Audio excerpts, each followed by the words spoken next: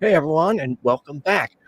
We are here to discuss the Recovering from Religion Fall Excursion. And with me today, Shannon Nebo. Shannon, how are you? I am doing great. How are you? I'm doing well. Awesome. So, if you could, tell us a little bit about yourself and recovering from religion. So, my name is Shannon Nebo, and I am the treasurer of Recovering from Religion. I am also the social media director and the fall excursion director. And Hmm. I fill in various other little blanks wherever they're needing to be filled. I've been with Recovering for Religion. I've been with Recovering from Religion for about 6 years, I think. Um, I've been in the secular community since about 2012. I am a mother of 3 children.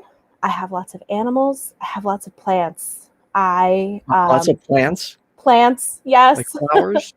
I have so I have some indoor plants, not as many as I'd like because I also have 3 cats. But I have a big garden in my front yard and my backyard. I like growing flowers and vegetables and all kinds of things. So um, I think I just like life. I just like living things around me. Um, um, and I find it really fulfilling to do the work that I do with Recovering from Religion, um, because we really are adept at helping people where they are. Right. What would you say is the why should people support recovering from religion? And tell us a little bit more about them before we get into the fall excursion. Sure. So, Recovering from Religion, I mean, it's all in the name. Um, we help people recover from religion, but more importantly, we help people recover from negative influences from religion. We help people who are still religious, who might be dealing with abuse. We help people who are no longer religious, who are dealing with past traumas, past abuse.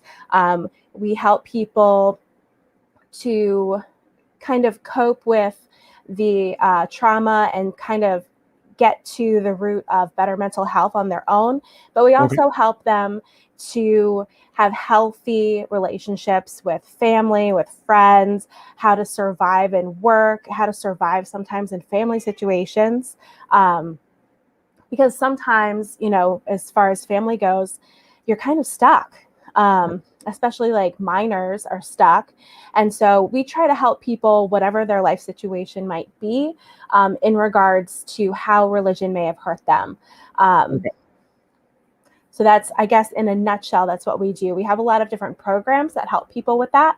Our One of our biggest programs and most easily accessible programs is the helpline. And so if anybody needs help at any time, they can chat in on our website, recoveringfromreligion.org.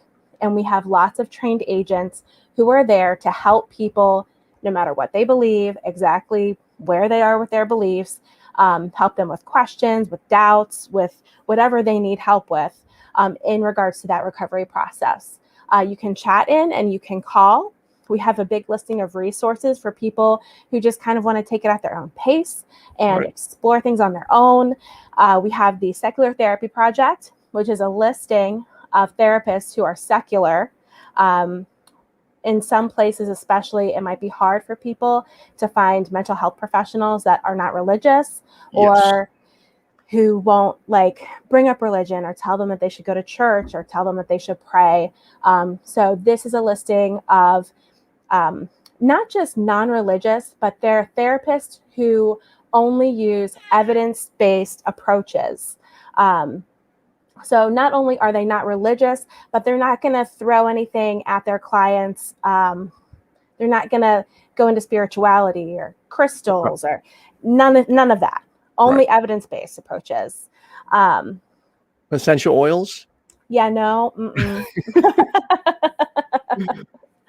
no essential oils. I mean, like, unless you like the way they smell, then use them because they're pleasant, but not because they're magic or have inherent healing properties. Um, so that's basically I'm trying to think. I feel like I've forgotten. Oh, we have a whole online community that is private. So it's not on Facebook. It's a completely private online community for people who want to be a part of our online community as far as recovering from religion. So people can kind of come into that. That way they're anonymous. You can be as anonymous as you want to be. You don't have to worry about anybody finding out anything on your social media. And then also we have, hopefully soon, in-person support groups. And we have them, it's international. We have them everywhere. And we've had them for a while, but they've been online for a bit because of COVID. I'm sorry. You're fine. Okay. We've had them online a bit because of COVID. So the groups are still meeting. They're meeting on Zoom, which we take care of. It doesn't cost anything to join these groups. And once it's safe, we have a couple that have met up in person. So where it's safe, people are starting to meet up, but we have them in the United States. We have them in Canada. We have them in the UK. We're building, there's one in Australia. We have a very big blossoming community in Australia that we're very excited about. So we have all different kinds of ways that people can get support, learn, find community. See, I wish I had that when I was falling out. Like, I didn't necessarily have a big falling out from religion, but I was isolated and alone, and I didn't know any atheists, and I was married to a Christian. So it was an isolating feeling, and all I had was every Sunday Talk Heathen and AXP. Like, that was the only time I felt like I was a part of something. And it would have been nice, like, if these support groups would have been available, I would definitely have been using them, because sometimes you just want to sit around like-minded people. Yeah, we hear that a lot. We hear that a lot. Like, I wish I would have had you guys when I was deconverting. And yeah, feeling isolated, it sucks. It makes it so much harder to get through the process. It makes it so much harder. Yes, it does. Mm-hmm. There are, like, for me though, I have, well, never mind. Sorry, I have ADHD, so I trail off at times. That's okay. My husband does too. So I'm like, I can track it. I can go right with you. So let's talk about the fall excursion. What is that? Okay. So I'm very excited to talk about the fall excursion. The fall excursion is like my little baby. And it's a program. So we started it in 2019. That was our very first fall excursion. But even before that, we were talking about it, and I was dreaming about it. So this is something that was brought to life with lots of love, lots of input, lots of just wanting the best experience for people. And the fall excursion is an entire experience. It's meant to be something that, it's not just that you're meeting other people who are in recovery, you're meeting other people who are recovering, but you're meeting them in a very tranquil space, because we have it in the mountains of North Carolina. And we have it, there's like cabins, it's very naturey, it's very peaceful. We have several mental health professionals there, and some of them are there to give talks, but they're also there to listen to people, to be supportive of people.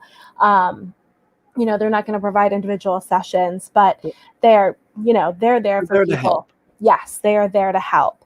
And we bring along a lot of our volunteers. So not only do we have our mental health professionals, but we have over a dozen of recovering from religion volunteers who, like, this is what we do. So, right. We're all there to help people too.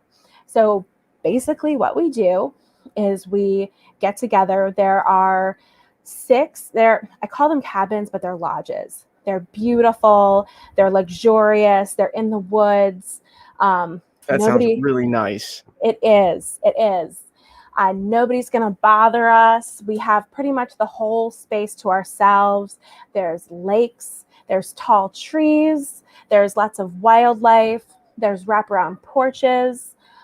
There's hammocks and rocking chairs. There's hot tubs. So it's like a big chill fest. Yes. Yes. But we do workshops. And so we're expecting between like 70 and 90 people to show up, which is a pretty big group, but that includes all the volunteers and everybody working there. So we try to make it so that people can really interact with each other and interact with us as well. So we try to make it an intimate experience. We have workshops about, let's see, last year we had, of course, Darrel did a workshop on sex. Okay, I'm so going to that. Yes, and he's doing it again. No worries. He's definitely doing that again, because that's a big one for lots of people. And it can be really hard for religious people to talk about it, because even if you don't believe anymore, you still carry around that trauma. So like a lot of people, they still feel shame. They still have trouble engaging authentically as, you know, their sexual selves. They have trouble with inhibitions because that's always been there. Yep. That, you know, that inhibited feeling has always been there. So even Like though you're wrong for having those feelings. Yeah. Or you don't act on them. It's, I'm still like, I'm trying very hard to actually unlearn all that stuff and dip, like, I should say I'm doing more than like dipping my feet in. I'm just trying to throw myself like right into the lake and just enjoy life a lot more responsibly, of course, but, you know, not be so uptight and concerned with people watching over me and thinking less of me. Yeah. Even though like when you want to, it can still be hard for people because, you know, the primary sexual organ is our brain. And so that's where all our trauma lives. And so it can be difficult. Like, even though you might feel aroused in your brain, your body may not be making those connections because you've always been so afraid. So it can really take some work and some time and some dedication to let go of those issues and to really have, you know, sexual health and joy. So there's that. We talk about how to kind of make new traditions because religion, for a lot of people, like that's their community and that's their, you know, their traditions, all the holidays, all the things that people do. I mean, in the United States, we're very culturally Christian. You know, it's a given. We're going to have Easter off. We're going to have Christmas off. Like, so we teach and we talk about establishing new traditions, doing things that are meaningful because they're meaningful to you, not just because that was what you were brought up doing. And for a lot of people, it just becomes a mix, you know, or you enhance things, like you change your traditions to make them more meaningful to you. Because I mean, I still do a Christmas tree. Same. Yeah. I still celebrate Christmas. I'm just not celebrating Jesus. Yeah, because it is fun. You know, it's fun and all the food is good and it's nice to see like your family and your friends. Yep. All that stuff is still good. So we talk about doing that. We talked about fear of hell, which is a huge issue because a lot of people still have that lingering feeling, that doubt. Yes.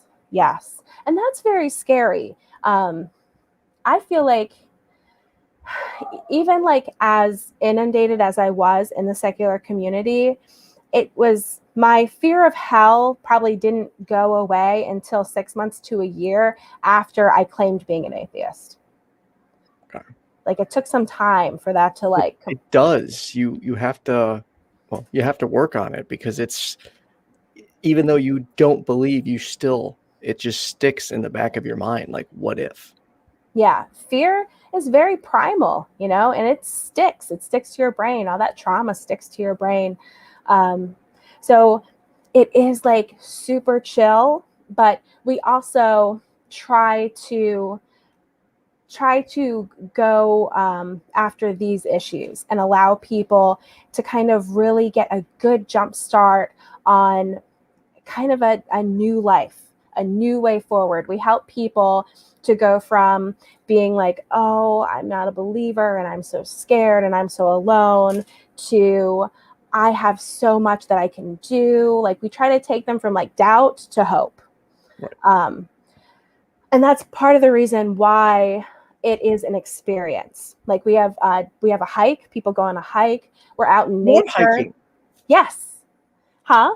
I said I love hiking. Yes. Yes. So did like everyone. It was awesome. It was such like a big hike.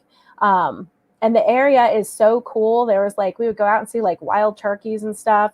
And the guy was like, you know, we had a bobcat one time, like up on this like telephone pole. And so it's beautiful. And it's at a perfect time of year. It's in late September. So Oh, I was about to see the dates, but I don't want to be wrong. Hang on. I do have it up. No, I don't have it up. At the 17th through the 19th? Yes. Friday to Sunday.